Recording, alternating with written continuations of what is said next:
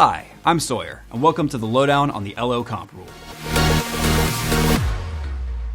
The LO Comp Rule is one of those topics that comes up a lot in the mortgage industry, and unfortunately, it can be an easy one to misinterpret.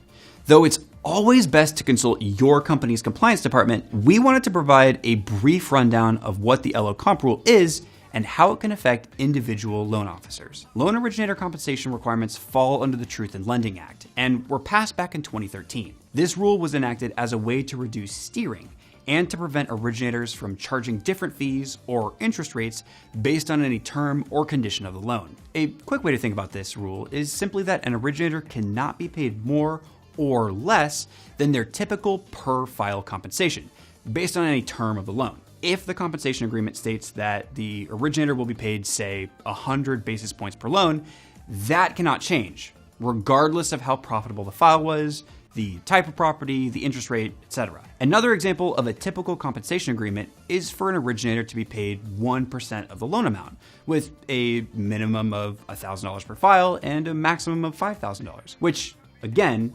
cannot be changed based on any term of the loan. Specifically, those terms are interest rate or APR, loan origination fees, the type of collateral, the existence of a prepayment penalty, or any proxy for a term, a factor that consistently varies over a significant number of transactions, like which title company or appraiser is used, or if the LO has the ability to add, drop, or change a factor. Let's go through some examples. Well, seeing as how my competitors' rates are going up like a dang skyscraper, therefore I'm gonna have to raise my own rates as well.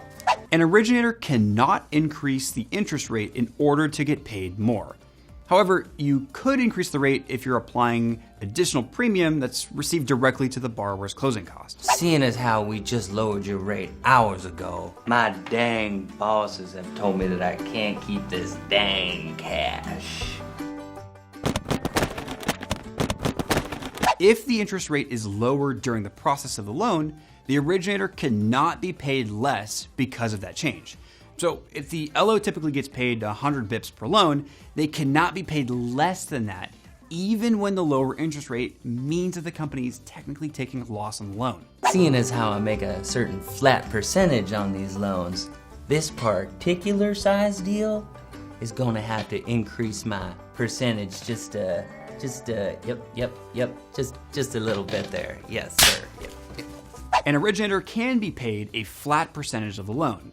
However, that percentage cannot change based on the loan amount. So, for example, paying an LO 2% on a smaller loan up to $300K, and then paying 1% on anything above that is not allowed.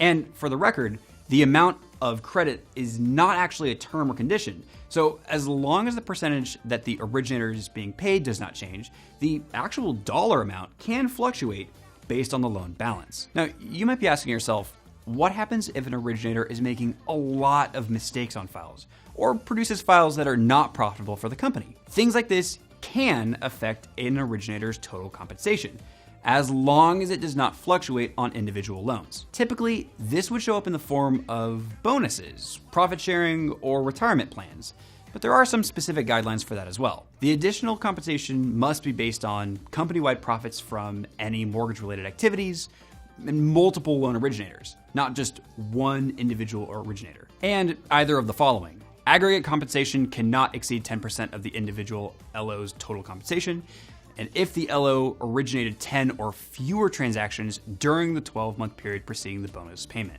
Basically, originators that are producing high-quality files with few errors can receive a different compensation than their underperforming peers, but it cannot be based on any individual loan file. In summation, though it can be a bit confusing, the LO Comp Rule is there to protect both the consumer and the originator from unfair mortgage practices. That's all I've got for you this week, but for more on topics like this, you can check out trythecoop.com.